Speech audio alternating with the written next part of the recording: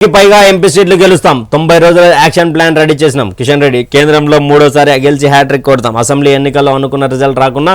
ఓట్లు సీట్లు పెరిగినాయి 28 రాష్ట్రానికి అమిత్ షా వస్తారని వెల్లడి ఇక్కడ చెప్పుకునేది ఏంటి అంటే క్లియర్గా భారతీయ జనతా పార్టీలో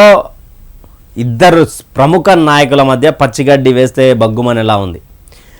పచ్చగడ్డి వేస్తే బగ్గుమనేలా ఉంది కాబట్టి అక్కడ కరీంనగర్కి సంబంధించినటువంటి బండి సంజయ్ కానీ హుజురాబాద్ సంబంధించినటువంటి ఈటెల రాజేందర్ కానీ ఈటెల రాజేందర్ ఏమో కరీంనగర్ కావాలంటున్నారు వీళ్ళిద్దరిని కాదని కొత్త అభ్యర్థిని తీసుకొచ్చే యోచనలో భారతీయ జనతా పార్టీ ఉన్నట్టుగా సమాచారం కొత్త అభ్యర్థి అంటే హుజురాబాద్ సంబంధించి వీనవంగ మండలకు సంబంధించినటువంటి గ్రామస్తుడు పాడి ఉదయానందరెడ్డి ఎవరైతే యుప్ టీవీకి సంబంధించినటువంటి ఫౌండర్ ఉన్నాడో ఆయన పాడి కౌశిక్ రెడ్డి కూడా స్వయాన పెదనాన్న కొడుకు అన్న అవుతారు అదేవిధంగా ఆయన భారతీయ జనతా పార్టీ కోసం బలంగా కష్టపడ్డటువంటి నేత ఆయనకు ఆర్ఎస్ఎస్ కూడా బలంగా ఆయనకు సపోర్ట్ చేస్తున్నటువంటి పరిస్థితులు కనిపిస్తూ ఉన్నాయి ఎందుకంటే కరీంనగర్ నుంచి ఇక్కడ అసెంబ్లీలో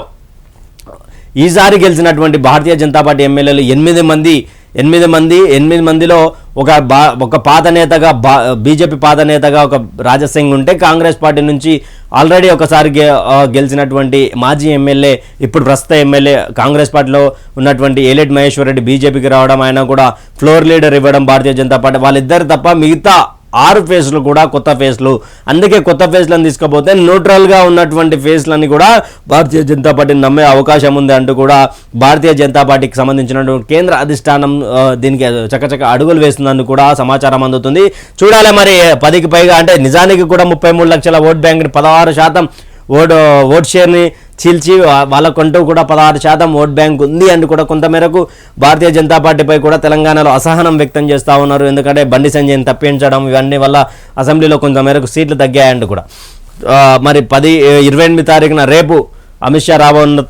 రానున్నారంట తెలంగాణ రాష్ట్రానికి అసెంబ్లీ ఎన్నికలలో మేము ఎలా ఓడిపోయాం కానీ ఓట్ శాతాన్ని పెంచుకున్నాం ప్రతి జిల్లాలో ప్రతి నియోజకవర్గంలో ఓట్ బ్యాంక్ అనేది మాకు పెరిగింది అంటూ కూడా కిషన్ రెడ్డి చెప్తున్నాను అనమాట లోక్సభ ఎన్నికలు మార్చిలోనే ఫిబ్రవరి చివరిలో షెడ్యూల్ మీడియాతో చిట్ చాట్లో కేంద్ర మంత్రి శివన్ మరోసారి భారతదేశం మొత్తం ఎన్నికల హడావిడి కనిపించబోతా ఉంది ఎందుకంటే ఫిబ్రవరి లాస్ట్లో అంటే 20 నుంచి 28 తారీఖు లోపు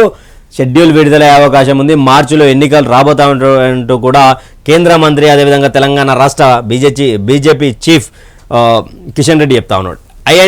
ఐఎన్టీయూసీ వర్సెస్ ఏఐటీయూసీ సింగరేణి గుర్తింపు సంఘం ఎన్నికల బరిలో 13 యూనియన్లు కాడి వదిలేసిన టీబీజీకేఎస్ ఏఐటీయూసీకి మద్దతుగా తీర్మానాలు ఇవాళ ఉదయం 7 గంటల నుంచి పోలింగ్ రాత్రి 7 గంటల నుంచి కౌంటింగ్ తొలి ఫలితం ఇల్లందు చివరి ఫలితం శ్రీరాంపూర్ అయితే ఇక్కడ మేము సింగరేణి ఎన్నికల్లో పోటీ చేస్తలేమని చెప్పి మళ్ళీ తర్వాత అక్కడ ఉన్నటువంటి టీబీజేకేఎస్కి సంబంధించినటువంటి అధ్యక్షుడు ప్రధాన కార్యదర్శి సెక్రటరీలు వీళ్ళందరూ రాజీనామా చేసిన పర్వంలో ఎమ్మెల్సీ కవిత మేముడిగా పోటీ చేయబోతా ఉన్నాం మనమే గెలుపు పొందబోతా ఉన్నామని చెప్పినటువంటి కవిత మరొకసారి ఇక్కడ సైలెంట్గానే ఉంది ఎందుకంటే సిపిఐ పార్టీకి శత్రువుకు మిత్రుడైనట్టు ఇక్కడ కాంగ్రెస్ వర్సెస్ బీఆర్ఎస్ ఉన్నది కాబట్టి టీబీజేకేఎస్కి వర్సెస్ ప్లస్ ఏఐటీయూసీ రెండు మద్దతు కలిసి వీళ్ళిద్దరికీ శత్రువు కానీ ఏఐటీయూసీ అంటే సిపిఐకి సంబంధించిన అనుబంధ సంస్థ కానీ ఇక్కడ ఐఎన్టీయూసీ అంటే కాంగ్రెస్ కానీ రాష్ట్ర ప్రభుత్వంలో ఏర్పాటులో భాగంగా సిపిఐ ప్లస్ కాంగ్రెస్ పార్టీ పొత్తులో ఉన్నాయి చూడాలి మరి అసలు టీబీజేకేఎస్ ఒకవేళ రాకపోయి ఉంటే మేము ఇద్దరం పొత్తులో భాగంగా ఇనామినేట్ చేద్దామని అనుకున్న ఆలోచన దానివల్ల కానీ 7 గంటల నుంచి పోలింగ్ స్టార్ట్ అయిందంట ప్రతి సింగరేణి కార్మికుడు ఓటు వేసి ఇక్కడ ఎలక్షన్ జరిపించాల్సిందిగా అందరిని కోరుకున్నారు 7 గంటల తర్వాత తొలి ఫలితం ఇల్లందు ఇస్తారంట చివరి ఫలితం శ్రీరాంపూర్ ఇస్తారంట చూడాలి రాత్రి